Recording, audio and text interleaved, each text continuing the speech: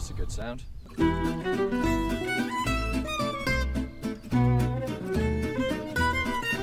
That is a really cracking wine. What's amazing about this wine, it's not French, it's not Californian, it's not Australian, it doesn't come from New Zealand, anywhere trendy like that or fashionable. It's English. Now I can hear some chuckling out there, and it is fair to say that in the past, English wine did taste like your granny's underpants. That's crap, isn't it? But the reality is that times have changed, and English wine is enjoying a renaissance. Hi there, are you Jim?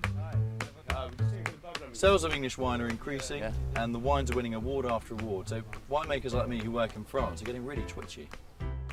So you went to California and you decided to come back to the United Kingdom to work in a vineyard? Yeah, for sure. Most people are going to say that you are absolutely bonkers to do that. Maybe, but for me, I just think there is potential here in England. There's a lot of potential for cool climate winemaking. I mean, it's not unusual to make wine in cooler climates. You don't need California, we can make it in Northern Europe. I'm here to discover exactly what English winemakers are doing right, because in France, I'm struggling. French wine is in crisis.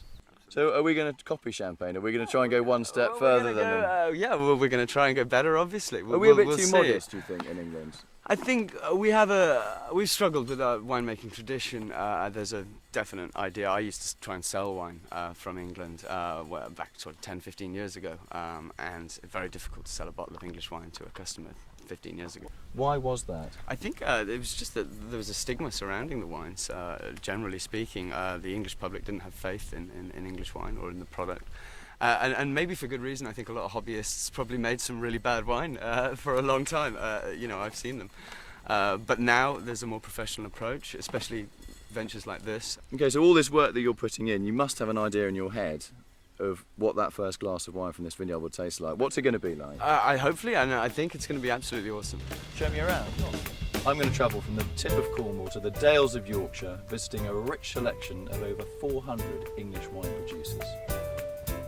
Whenever I look at somebody putting in a new vineyard, I always think of a piece of paper with lots of red zeros on it. There's a lot of money that goes into this. How substantial is the investment? Substantial. Huge.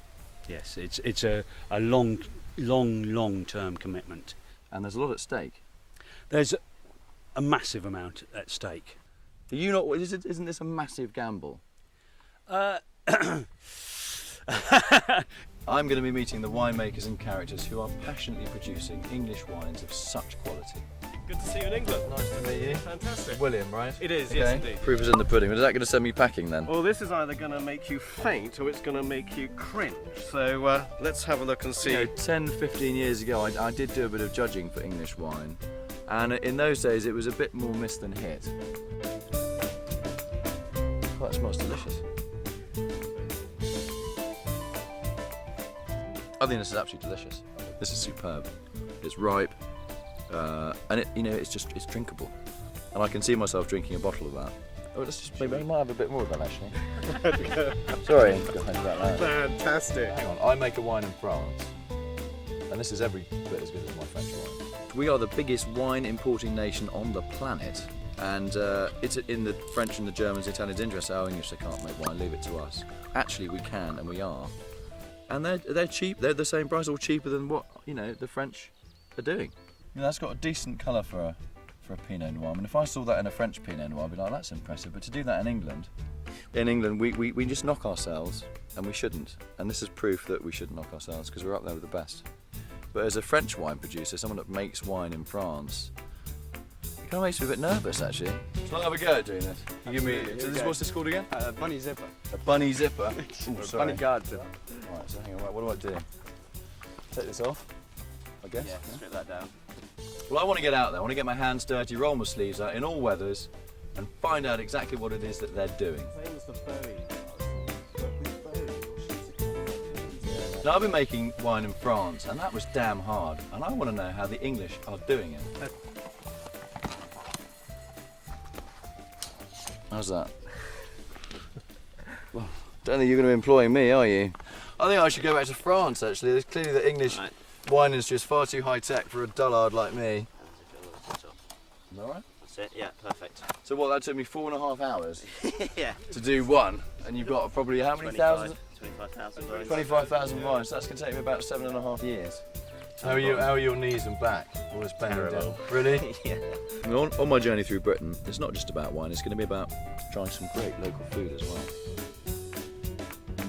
That is superb. In gravity, yeah. As a wine professional, I've travelled the world and seen, I don't know, probably 2,000 or 3,000 wineries, and I honestly never thought I would see something like this in England on this scale. It's winemaking for big boys, not for kids. Isn't Oh, it? absolutely. It's the future of English winemaking, as far as we're concerned. Well, at a time when the supermarket shelves are groaning with wine, I want to know, can the English compete? Let's go and find out.